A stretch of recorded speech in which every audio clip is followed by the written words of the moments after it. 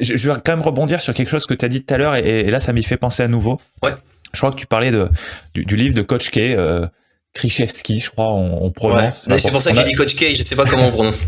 Je crois que c'est à peu près comme ça. Donc, on précise pour les gens qui sont pas familiers, c'est un coach un peu légendaire de basket universitaire. Et tu disais tout à l'heure que dans son livre, en gros, un des messages qui ressortait, c'est que on pouvait gagner en jouant mal et on pouvait perdre en jouant bien. Et qu'au final, enfin, ça c'est ma façon de le dire, mais si on veut avoir du succès sur le long terme, il vaut peut-être mieux reproduire régulièrement le match qu'on aura perdu finalement en jouant bien, voilà, parce qu'en fonction des éléments extérieurs, des éléments qu'on contrôle pas, donc du niveau de l'adversaire par exemple, et ben sur le long terme ça marchera mieux si on reproduit ce qu'on a bien fait, même si le résultat très mathématique, j'ai envie de dire, n'est pas positif. Et par contre, il faut être capable aussi. Donc ça, moi, je l'ai entendu dans un contexte un petit peu différent, dans des mains de poker. Mais il faut être capable d'analyser quand on a fait des mauvais choix, mais qu'on a eu de la chance et qu'on a gagné quand même.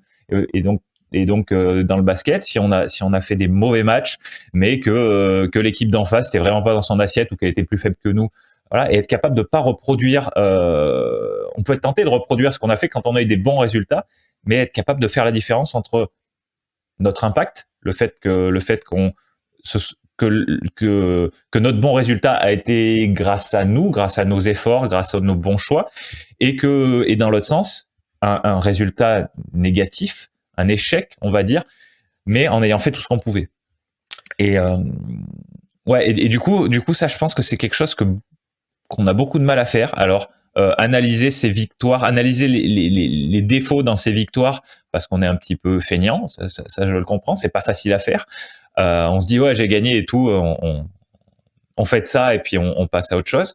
Et à côté de ça, bah, ne pas jeter le bébé avec l'eau du bain dans les défaites. Hein. Je pense que c'est quelque chose de très important, et donc tu le mentionnes et tu le mentionnes à nouveau. Donc je voulais juste insister un petit peu là-dessus. Bah, je vais même donner une ressource supplémentaire d'un livre qui a aussi impacté pas mal. Donc j'ai retrouvé là le nom français de ce livre. Ça s'appelle Changer d'état d'esprit de Carol Dweck. En anglais c'est Mindset de Carol Dweck. Et en fait c'est cette psychologie-là de dire arrêtons de se concentrer sur les résultats, mais concentrons-nous plus sur notre progression personnelle. C'est-à-dire que arrêtons de voir les choses de manière binaire et de se dire bah par exemple, je sais que j'ai découvert ce livre en écoutant Brad Stevens, le coach des Celtics, qui utilise aussi ce système-là. Et c'est de se dire, lui il dit, se concentrer sur le fait de grandir en équipe que le fait de gagner des trophées.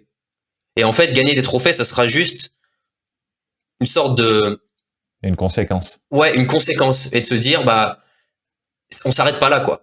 Faut toujours chercher à être un petit peu meilleur. Et lui, il l'a fait tout de suite en arrivant à Boston, où il arrive dans une équipe qui est totalement en reconstruction. Il gagne un petit peu de match au début. L'année d'après, il est encore meilleur, puis encore meilleur, puis encore meilleur, puis dans le top 2, puis je me demande même s'il n'est pas déjà arrivé premier de la conférence Est. Et donc, il est dans cet état d'esprit-là de se dire, ben, j'ai les mots anglais, mais focusing on growth, not on trophies. Se concentrer sur le fait de grandir que le fait de gagner des trophées, quoi. Ouais. Et ça, c'est un livre qui est un pavé parce que c'est de la psychologie, il faut quand même s'y connaître un petit peu pour tout assimiler, mais c'est un livre qui a eu énormément d'impact sur ma façon d'aborder les choses tous les jours. Et je parlais du coach Kay là, et le coach qui a le plus d'impact pour moi, et il a écrit aussi pas mal de livres, c'est le coach John Wooden, qui a gagné énormément de matchs de championnat universitaire, je ne saurais pas dire le nombre, avec UCLA. Et c'est le coach aujourd'hui qui a eu le plus de victoires dans le basket de l'histoire. Et c'était, avant d'être un coach, c'était un être humain incroyable. Un être humain incroyable. Et il a essayé, en coachant, d'impacter les joueurs aussi dans leur vie quotidienne. Et il a eu une phrase dans une interview qui m'a marqué. Le journaliste lui demande quel est le joueur dont tu es le plus fier que tu as eu. Il a eu Karim Abdul-Jabbar, il a eu... il me semble que c'est Karim Abdul-Jabbar, hein, mais... Enfin bon, il a eu des joueurs incroyables. Et il a dit non, celui dont je suis le plus fier, vous le connaissez pas, c'est un tel, il est ingénieur aujourd'hui. Mais c'est parce qu'il est arrivé, j'aurais pas mis une seule pièce sur le fait qu'il fasse partie de mon équipe. Mais il est arrivé et il a bossé, et il a bossé, et il a bossé, puis il a grappillé des petites minutes, puis il a jamais baissé les bras, puis il a continué, etc. Et il dit, pour moi, lui, c'est ma plus grosse réussite. C'est mon joueur qui a, ma plus grosse réussite personnelle dans le coaching, c'est lui. Et c'est un nom, il n'a pas joué en NBA, il a jamais été titulaire dans son équipe, mais par contre, c'était un bosseur, c'était un être humain incroyable, et donc, c'est sa plus grosse fierté. Et donc, j'essaye, moi, de tourner mon coaching un peu là-dessus, et donc de tourner Reaching Sport aussi un peu là-dessus aussi.